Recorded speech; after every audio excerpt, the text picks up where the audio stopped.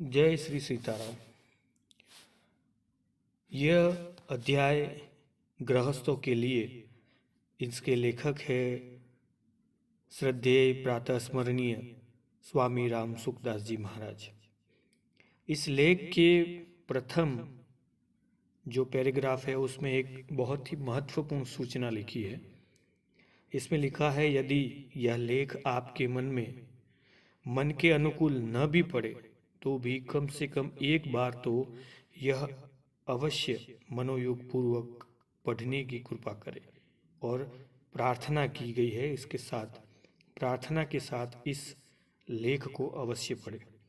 तो आप भी इस वीडियो के माध्यम से इस लेख को समझें और अपने जीवन में उतारने का प्रयास करें।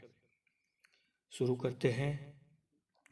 जनसंख्या वृद्धि को रोकने के लिए सरकार ने परिवार नियोजन कार्यक्रम चला रखा है, जिसके अंतर्गत वह गर्भधान को रोकने के लिए अथवा गर्भपात जैसे महापाप को करने के लिए लोगों को प्रोत्साहित कर रही है।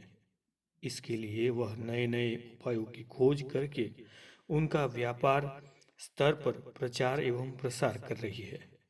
सरकार का यह कार्यक्रम कहाँ तक उचित है, इस पर कुछ विचार किया जा रहा है। परिवार नियोजन कार्यक्रम के प्रचार एवं प्रसारण के कारण। परिवार नियोजन कार्यक्रम आरंभ सर्वप्रथम उन पश्चिमी देशों में हुआ जो ईश्वर धर्म परलोक से प्रायः अनभिज्ञ है।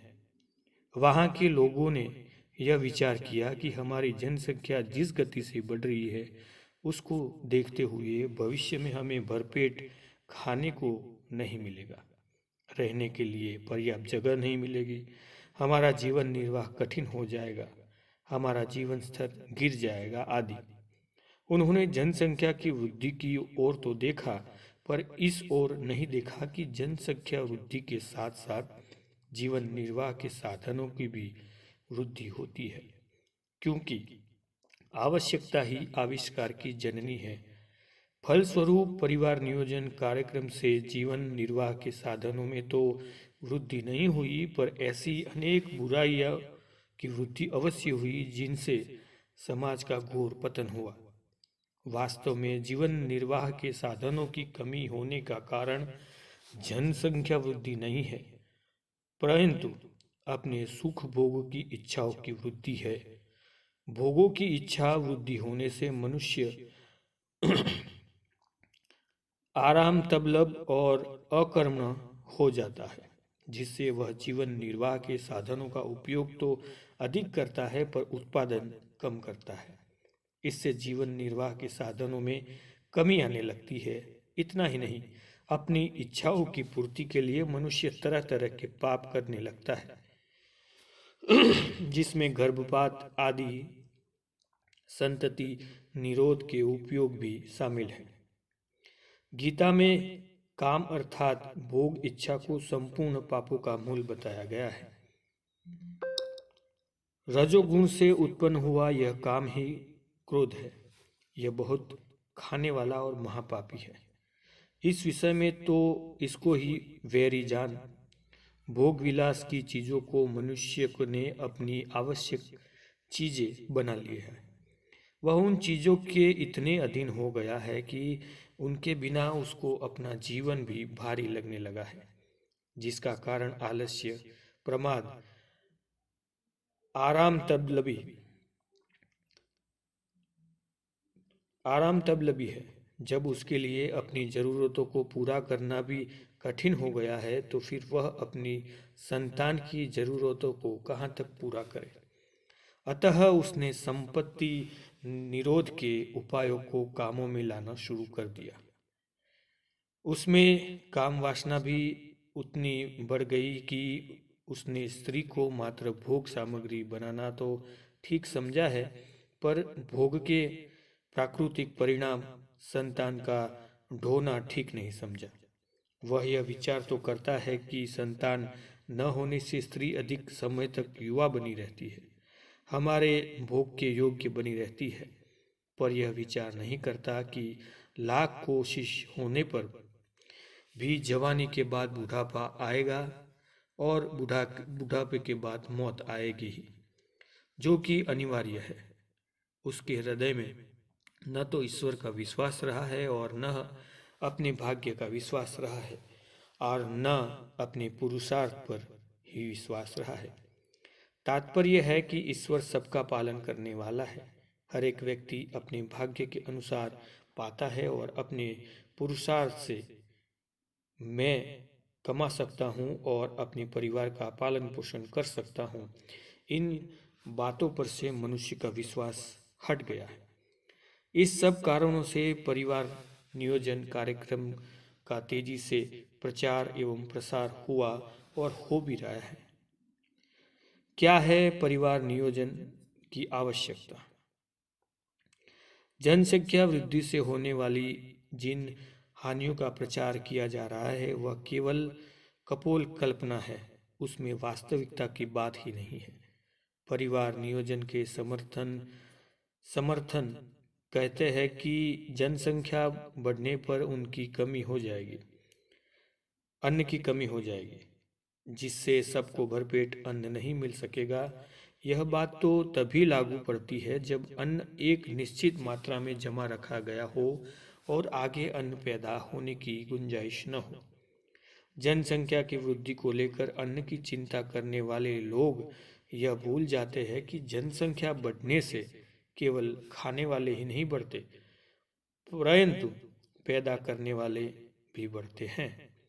प्रत्येक व्यक्ति के पास केवल पेट ही नहीं होता, परंतु दो हाथ, दो पैर और एक मस्तिष्क भी होता है, जिससे वह केवल अपना ही नहीं प्रत्युत कई प्राणियों का भरण पोषण कर सकता है। वास्तव में अन्न आदि वस्तुओं की कमी तभी आ सकती है जब मनुष्य काम न करे और भोगी अय्यास आराम तब हो जाए। आवश्यकता ही आविष्कार की जननी है। अतः जब जनसंख्या बढ़ेगी तब उसके पालन पोषण के साधन भी बढ़ेंगे, अन्न की पैदावार भी बढ़ेगी, वस्तुओं का उत्पादन भी बढ़ेगा और उद्योग भी बढ़ेंगे। जहाँ तक हमें ज्ञात हुआ है, पृथ्वी में कुल 70% खेती की जमीन है, जिसमें केवल 10% भागों में ही खेती हो रही है, जिसका कारण खेती करने वालों की कमी है। अतः जनसंख्या की वृद्धि होने पर अन्न की कमी का प्रश्न ही पैदा नहीं होता। यदि भूतकाल को देखे तो पता लगता है कि जनसंख्या की जितनी वृद्धि हुई है उसमें कहीं अधिक अन्न के उत्पादन में वृद्धि हुई है। इसलिए जेडी बर्नेल आदि विशेषज्ञों का कहना है कि जनसंख्या में वृद्धि होने पर भी आगामी 100 वर्षों तक अन्न की कमी की कोई संभावना मौजूद नहीं है। प्रसिद्ध अर्थशास्त्री कोलिन क्लार्क ने तो यहाँ तक कहा है कि अगर खेती की जमीन का ठीक ठीक उपयोग किया जाए तो वर्तमान जनसंख्या से 10 गुनी ज़्यादा जनसंख्या बढ़ने पर भी अन्न की कोई समस्या पैदा नहीं होगी। सन 1880 में जर्मनी में जीवन निर्वाह के साधनों की बहुत कमी थी, पर उसके बाद 34 वर्षों के भीतर जब जर्मनी की जनसंख्या बहुत बढ़ गई, तब जीवन निर्वाह के साधन और कम होने की अपेक्षा इतने अधिक बढ़ गए कि उनको काम करने के लिए बाहर से आदमी बुलाने पड़े।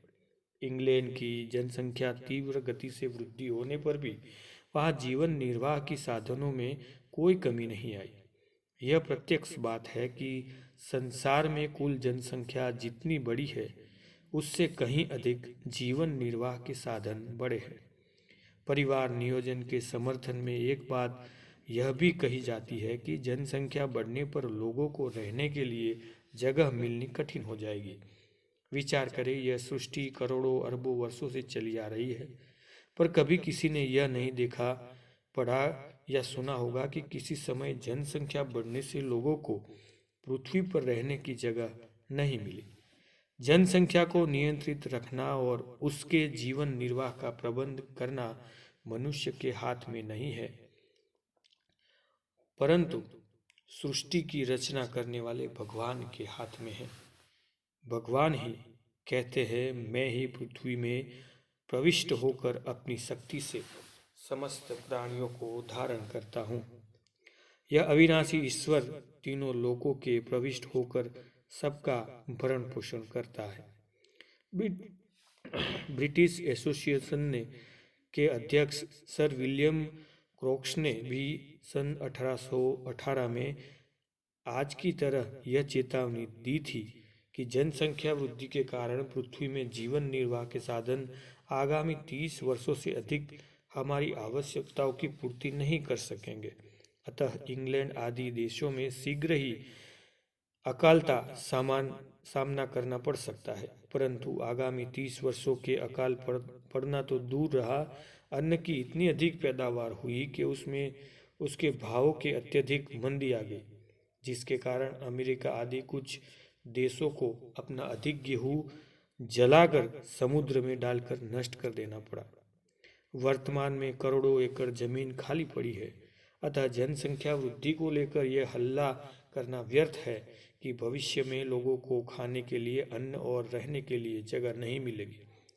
भारत की तो प्राकृतिक संपत्ति इतनी है कि वर्तमान जनसंख्या से दोगुनी अधिक जनसंख्या हो जाए तो भी सबका जीवन निर्वाह हो सकता है। भारत की प्राकृतिक संपत्ति संसार से सबसे अधिक है। जितनी चीजें यहाँ पैदा होती है उतनी अन्य किसी भी देश में पैदा नहीं होती। अगर जनसंख्या कम हो जाएगी तो उनका उत्पादन कौन करेगा? कारण कि जनसंख्या में कमी होने से अन्न आदि का उत्पादन करने वाले कुशल व्यक्तियों का, उत्पादन करने की शक्तियों का और उत्पादन करने के साधनों का भी अभाव हो जाता है। यदि सरकार जनसंख्या वृद्धि को एक समस्या मानती है तो इस उचित और वास्तविक समाधान यही है कि जीवन निर्वाह के साधनों में वृद्धि की जाए, नए नए साधनों की खोज की जाए। जिन देशों में इन साधनों को अपनाया है उनके जीवन निर्वाह के साधनों में जनसंख्या वृद्धि की अपेक्षा भी बहुत अधिक वृद्धि हुई है। कारण के वास्तव में जीवन निर्वाह के साधनों में कमी होने का संबंध जनसंख्या वृद्धि के साथ है ही नहीं। जीवन निर्वाह के साधनों में कमी तभी आ जाती है जब मनुष्य आलसी, प्रमादी, भोगी और अकर्म बनने के कारण अपनी जिम्मेदारी का काम नहीं करते। वे खर्चा तो अधिक करते हैं पर काम कम करते हैं, जो कि देश को दरिद्र बनाने वाली चीजें हैं। देश की समस्याओं के समाधान के लिए परिवार नियोजन कार्यक्रम को अपनाना वास्तव में अपनी पराजय स्वीकार करना है। इससे यह सिद्ध होता है कि मनुष्य इतना आलसी और अकर्म हो गया है कि वह अपनी आवश्यकताओं के अनुसार जीवन निर्वाह के साधनों में वृद्धि न करके खुद को ही समाप्त कर देना ठीक समझता है। जैसे शरीर पर कोई कपड़ा ठीक न आए तो कपड़े का आकार ठीक करने की अपेक्षा शरीर को ही काट कर छोटा करने का प्रयत्न किया जाए। कपड़ा मनुष्य के लिए है, मनुष्य कपड़े के लिए नहीं। अगर मनुष्य कपड़े के लिए हो जाएगा तो फिर मनुष्य में मनुष्यता ही रहेगी नहीं। कोलिन क्लार्क ने लिखा है कि आर्थिक सलाहकारों का काम यह बताना है कि अर्थव्यवस्था को जनसंख्या के अनुसार कैसे ठीक किया जाए, ना कि यह बताना कि जनसंख्या को अर्थव्यवस्था के अनुसार कैसे ठीक किया जाए। किसी भी अर्थशास्त्री को, चाहे वह कितना ही बड़ा विद्वान हो, और किसी भी सरकार को, चाहे वह कितनी ही शक्तिशाली हो, यह अधिकार नहीं है कि वह माँ बाप से संतान कम पैदा करने के लिए अथवा पैदा न करने के लिए कहे, परंतु हर माँ बाप को यह अधिकार अवश्य है कि वे अर्थशास्त्रियों से और सरकार से यह मांग करे कि वे अर्थव्यवस्था को इतना सुदृढ़ बनाए कि उसके परिवार की जीवन निर्वाह की संबंध की आवश्यकताएं पूरी हो सके।